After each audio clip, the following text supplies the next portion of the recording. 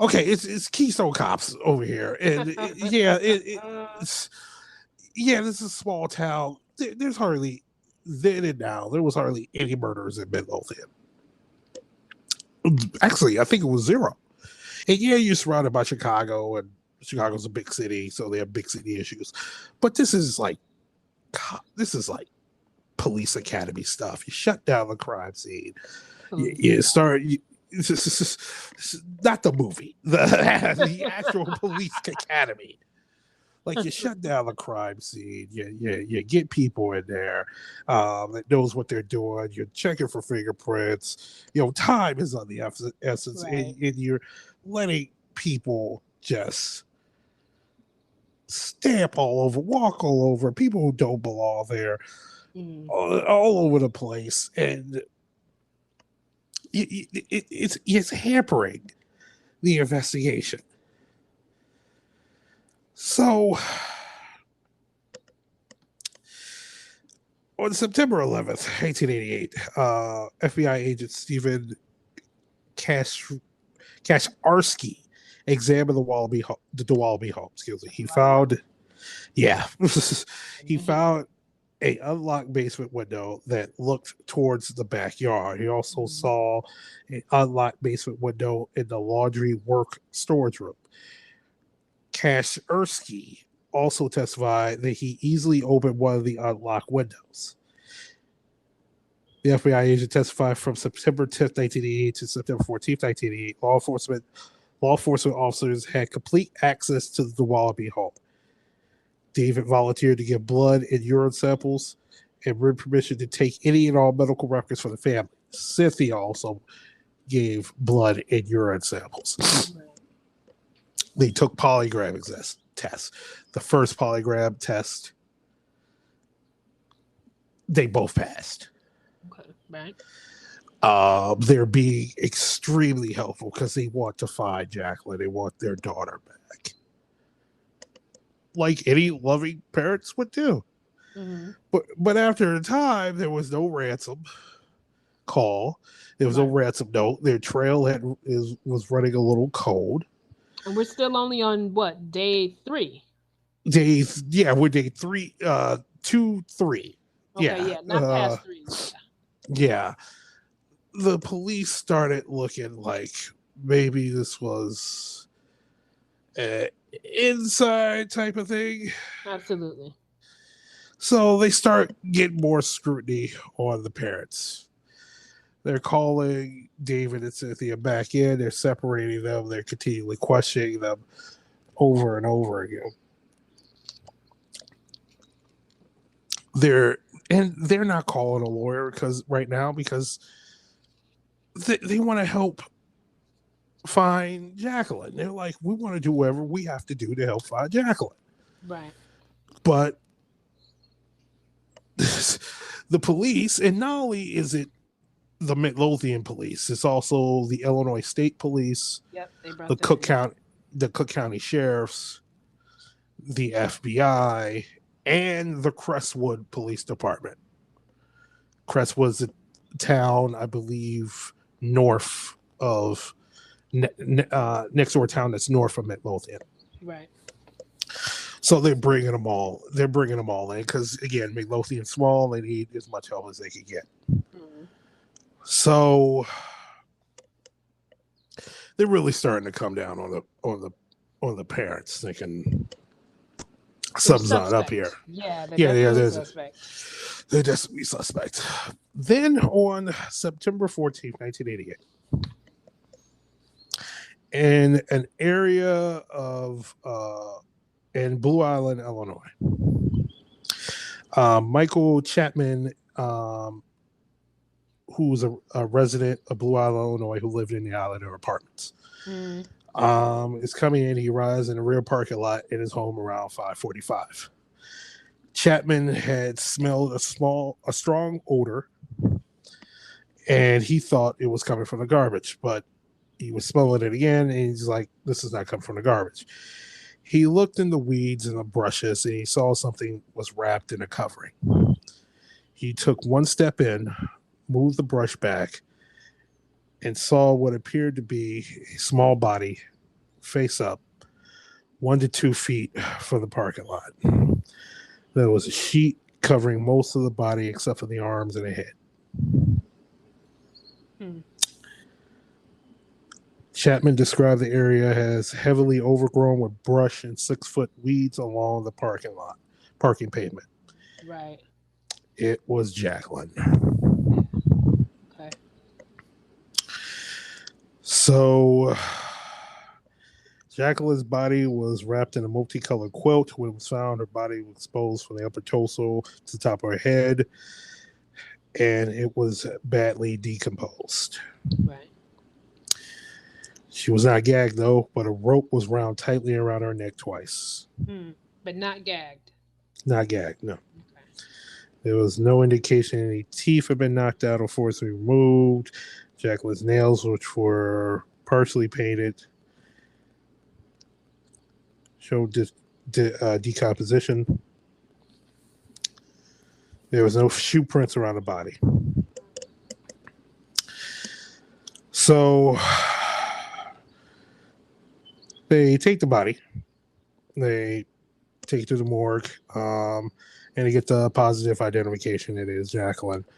Around 6:30 that day, a couple of police officers and FBI agents were at the Dowaliby house, and they learned that the body had been discovered. They told Cynthia first because David was at the police station being interrogated.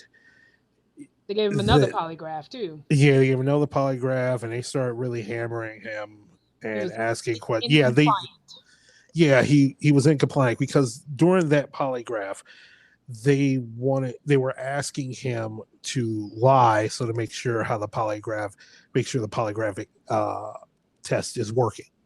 So they can compare it to what he told the truth, to the questions where he told the truth. He told the truth, yeah.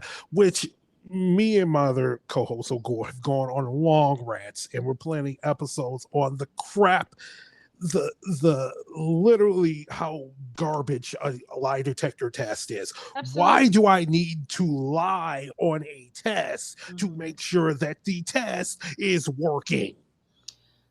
And the police have been in several different states, right? Have been known to lie to people.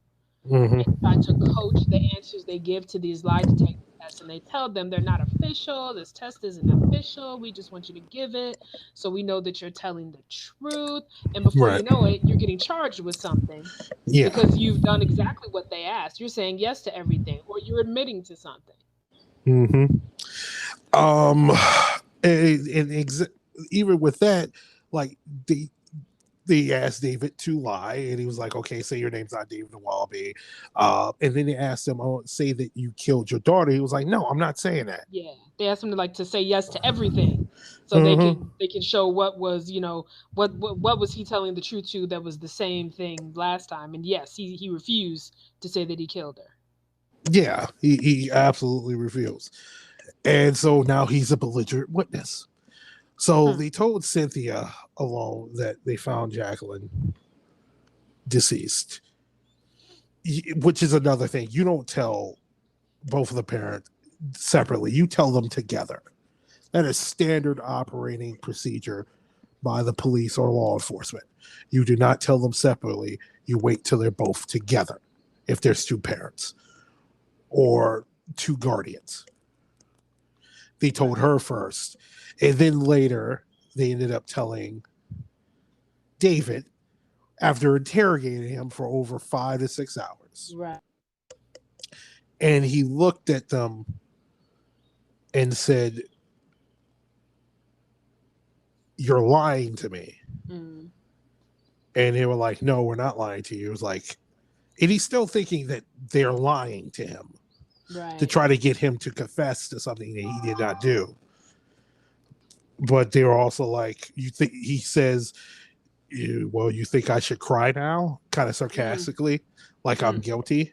Yeah, and he was like, yeah. But he's like, you're sitting there for 5-6 hours. They're fucking questioning you, badgering you. Like, was this an accident? You're telling more. You told them everything that you know. And not only that, your daughter is still missing. Absolutely. Absolutely. Which gives rule number one. You know, if the cops start acting in that way, or even just any legal precedent, always have a lawyer. And you know what? And I tell you what, I'll say this every time, Mm-hmm. especially when it's European American individuals. Mm-hmm. It's really, really bad that they've been trained with this pro cop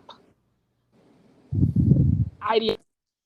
Everybody else pro cop ideology, and then they're surprised when the cops pull one on them.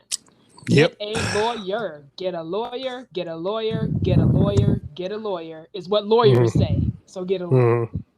And don't talk to the cops. And by the way, don't say anything. Don't say a damn thing. Yep. You have the right to remain silent. Mm-hmm. And like you can talk to a lawyer. That's what they're there for, even though they're blood sucking leeches. Here we go. But that's what they're there for. Yikes. It's gonna happen at some point. Yeah. It's like the old joke says, what do you call 10,000 lawyers at the bottom of the ocean?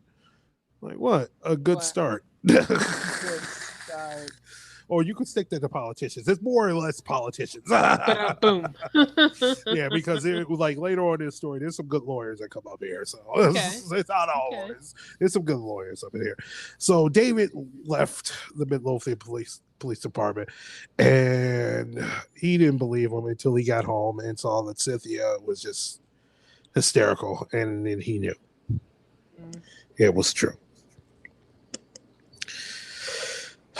So they did an examination. The coroner didn't find any signs of rape on the girl.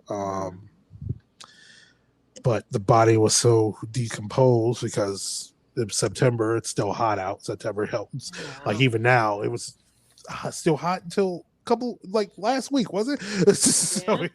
Yeah, a couple of days ago. Still hot now. So remember September, how that felt? Yeah, she was out there in that heat, so it was so badly decomposed. They didn't find any of the usual things. They did find under her nails type O blood, which they tested. This is before DNA testing. Right. This is way before DNA testing. Like DNA testing was, well, not way before DNA testing. It was DNA testing was in infancies, and they weren't using it in law enforcement that much. It's not be for another 2-3 years in law enforcement and the court system would start using it. It's still, even then, it was in its early process. But they tested the blood. It was type O blood, which decomposition starts. Yeah, 3 to 5 days. Decomposition starts like 3 to 5 days after death. So this is around the right time for the decomposition to be in the visual process now. Yeah. Especially in accelerated with the heat. So yeah. She had type O blood. Cynthia had type O blood. Davey had type O blood because they are blood relatives. David the son had type O blood. Davey the son had. Okay. Yeah, David had type A. Okay. So because, and also that the cops are also searching the home and their vehicles. Dowaliby owned 2 vans, a truck and a light blue Chevy Malibu. Where the cops had found several hairs in the Malibu trunk mat. Who visually compared Jaclyn's hair with the hair of that car mat. He couldn't exclude them coming from Jaclyn. But couldn't prove it either. Also, also the officer testified that she never visually compared the hair from the mat or the hairnet found in the trunk with Cynthia's car. Tell you, man. But also at the same time, this is their cars. They've been in the damn cars. Right, of course. Over and over again. That's not odd. Their hair is right. Ralph Meyer, Illinois State Police Forensic Analysis, compared fibers from the bedspread found on Jaclyn and the Chevy Malibu trunk mat. He observed no fiber transfers between the two objects. Myers